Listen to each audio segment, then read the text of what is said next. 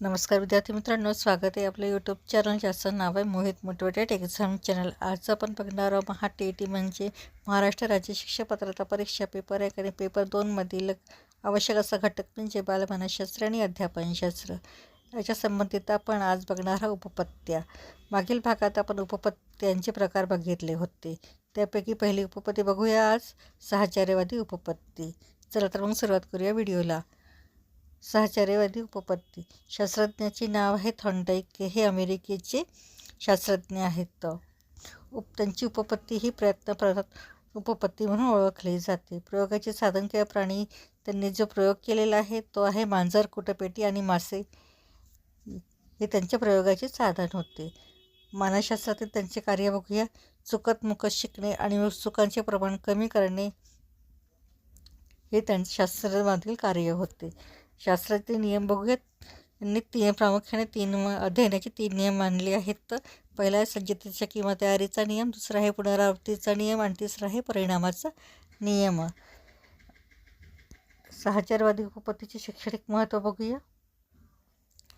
उद्दीपक आणि प्रतिसाद यांच्यात साहचर्य निर्माण होते, गरज चिंतनाचा वृत्ती निर्माण होते, परिस्थिती आणि प्रतिक्रिया यांचा संबंध सुखकारक असतो आणि चौथा हे 3 नियमांचा वापर करून मानसिक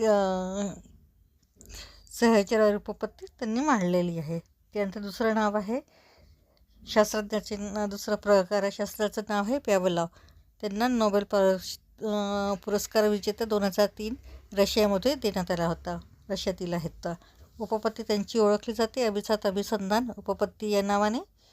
प्रयोगाचे साधन किंवा प्राणी होते कुत्रा, बेल, लाळ आणि अन्न।